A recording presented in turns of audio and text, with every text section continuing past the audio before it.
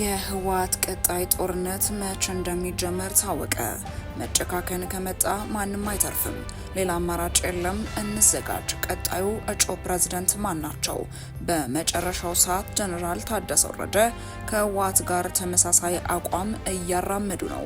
በመቀለ የስልጣን ሩጫው ተጧጡፏል። ዳግም ትግራይን ማን ይመራት ይሆን?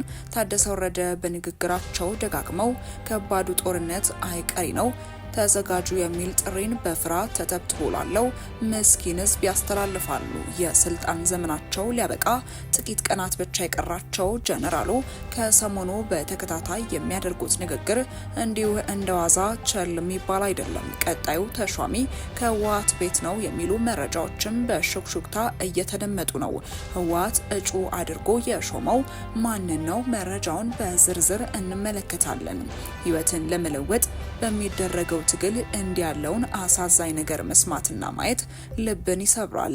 ነገን በተስፋ የሚጠባበቁ ነፍሶች ድንገት ዙሪያቸው ጨለመ። ተስፋ፣ ህልምና ሩጫ ሁሉ በአንድ ጊዜ አከተመ። ኑሮም ሞትም ስቃይ ሲሆን እጅግ ያሳዝናል። የበርካታ ኢትዮጵያውያን ህይወት በቅጽበት ያለፈበት አሳዛኝ ክስተት። ሰላምና ጤና በያላችሁበት ሁሉ ይድረሳችሁ። ወደ ዝርዝር ጉዳዮቻችን እናመራለን። እስከ መረጃዎቻችን ፍጻሜ ድረስ አብራችሁን ቆዩ። ጀነራል ታደሰን ለመተካት የሚጠባበቁት እጩ ፕሬዝዳንት ማን ናቸው? ከ22 ቀናት በኋላ ስልጣናቸው በይፋ የሚያበቃው የትግራይ ጊዜያዊ አስተዳደር ፕሬዝዳንት ጀነራል ታደሰ ወረደ የስልጣን ጊዜያቸው ሊያበቃ የሚተካቸው ፕሬዝዳንት በህወሓት ተመድቦ እየተጠባበቀ እንደሚገኝ ለህወሓት ጽሕፈት ቤት እጅግ ቅርብ የሆኑ ግለሰብ ተናግረዋል። ህወሓት ለዚህ ኃላፊነት የመደባቸው ሹመኛ በአሁኑ ጊዜ የጊዜያዊ አስተዳደሩ ምክትል ፕሬዝዳንትና የህወሓት ምክትል ሊቀመንበር የሆኑት አቶ አማኑኤል አሰፋ መሆናቸው በስፋት እየተገለጸ ይገኛል። አቶ አማኑኤል እጩነታቸው በህወሓት ቀርቦ 9 አባላት ባሉት የካውንስል ስራ አስፈጻሚ ውስጥ በስምንቱ ይሁንታ እንደተሰጣቸው ተረጋግጧል።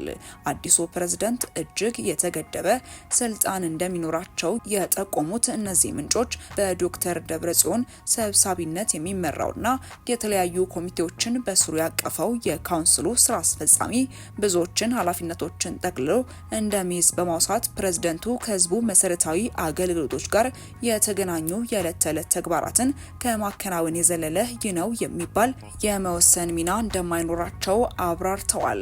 በአንድ መንግስት ውስጥ እጅግ ወሳኝ የሚባሉ እንደ ጸጥታ፣ ፖለቲካና ኢኮኖሚን የመሳሰሉ ክላስተሮች ካውንስሉ ቀደም ብሎ በመደባቸው ኮሚቴዎች አማካኝነት እንደሚመሩ የገለጹት እነዚህ ምንጮች የኮሚቴዎቹ አስተባባሪዎችም የስራ አስፈጻሚ ሪፖርታቸውን የሚያቀርቡት ለካውንስሉ ሰብሳቢ ለዶክተር ደብረጽዮን እንጂ ለሚመደቡት ፕሬዝዳንት አለመሆኑን ያረጋገጡ ሲሆን አቶ አማኑኤልም በዚሁ አግባብ ኃላፊነቱን ለመረከብ መወሰናቸው ስለመረጋገጡ በስፋት እየተዘገበ ይገኛል። የጀነራል ታደሰ ወረደ የስልጣን ዘመን ከማብቃቱ ከአንድ ወር በፊት ጀነራሉ መልቀቂያ እንደሚያስገቡና አቶ አማኑኤል ቀደም ብለው ይህንኑ ስልጣን እንዲረከቡ ታስቦ ነበር ያሉት እነዚህ ምንጮችም ሆኖም ጀነራል ታደሰ የአይነቱ ክብረ ነክ አካሄድ አቁሙ ብለውም ዶክተር ደብረጽዮንን በማስጠንቀቃቸው አቶ አማኑኤል እስከ መጋቢት 30 በትዕግስት መጠበቅ ግድ እንደሆነባቸው የመረጃ ምንጮቻችንም ጨምረው አስረድተዋል። የፌዴራል መንግስት በዚህ አዲስ ምደባ የሚኖረው አቋም ምን እንደሚሆን እስካሁን በይፋ ባይታወቅም አቶ አማኑኤል አሰፋ በተገባደደው ሳምንት አጋማሽ አዲስ አበባ ባሉ ባለሀብቶች አማካኝነት ከጠቅላይ ሚኒስትሩ የቅርብ ሰዎች ጋር ሚስጥራዊ ውይይት ማድረጋቸውን ለባለሀብቶቹ ቅርብ የሆኑ ምንጮች አረጋግጠውልኛል ሲል አውራምባ ታይምስ ዘግቧል። አቶ አማኑኤል ይህንን ሚስጥራዊ ግንኙነት ያደረጉት ከህወሓት ጓዶቻቸው ጋር ተመካክረው ይሁን አይሁን ግን የታወቀ ነገር የለም። የመረጃ ምንጫችን ይህንን ጉዳይ እንዲያጣሩልን ከጠየቅናቸው የህወሓት ጽሕፈት ቤት ምንጮቻችን ሲልም አንዱ የነ ወይዘሮ ፈትለወርቅ ግፊት ሊኖርበት ይችላል የሚል ግምትም እንዳለውም ገልጿል። ከዚህ ቀደም በምርጫ ቦርድ የተሰረዘው ህወሓት ባወጣው መግለጫ የትግራይ ህዝብ በብሔራዊ አጀንዳዎች ላይ እንዲያተኩር ጥሪ አቅርቦ ነበር። የፌዴራል መንግስቱ በክልሉ ላይ እያካሄደ ነው ያለውን ዘመቻ መቀጠሉን የጠቀሰው ህወሓት ይህም የህልውና ስጋት እንዲፈጠር ማስቻሉን ያስረዳ ሲሆን በዚህ መግለጫውም በክልል ውስጥ የነበረው ጦርነት በፕሪቶሪያው የተኩስ አቁም ስምምነት መቆሙን አውስቶ ይሁንና በክልል ውስጥ ያለው የሰብአዊነት የፖለቲካና የጸጥታ ሁኔታ በከፋ ሁኔታ ላይ እንደሚገኝ አስታውቆ ነበር። ክልሉ የህልውና ስጋት እንዳጋጠመው የጠቀሰው ህወሓት ጨምሮም በዚህ ወቅት የትግራይ ተወላጆች በብሔራዊ አጀንዳዎች ላይ ማተኮር እንዳለባቸው ገልጾ ህዝቡን ለመከፋፈል የሚደረጉ ጥረቶችን እንደሚቃወምም አሳስቧል።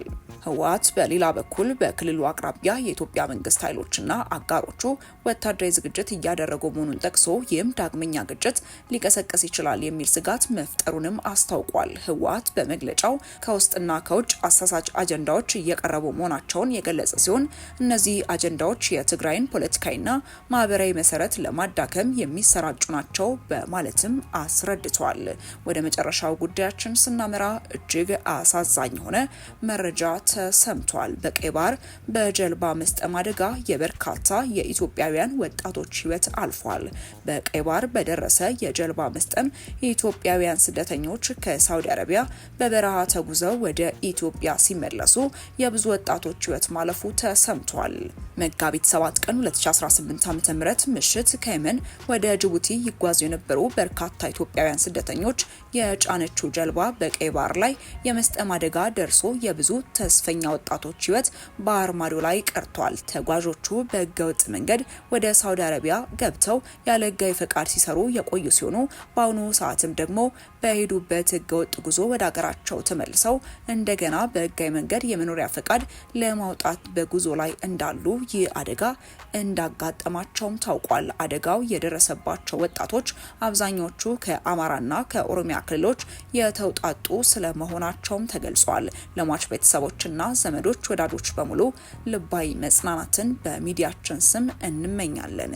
ውድ ተመልካቾቻችን ለሰዓቱ የነበረን መረጃ ይህንን ይመስል ነበር። አብራችሁን ስለነበራችሁ እናመሰግናለን። በቀጣይ እስክንገናኝ ድረስ መልካም ቆይታ። እናመሰግናለን። መልካም ቆይታ።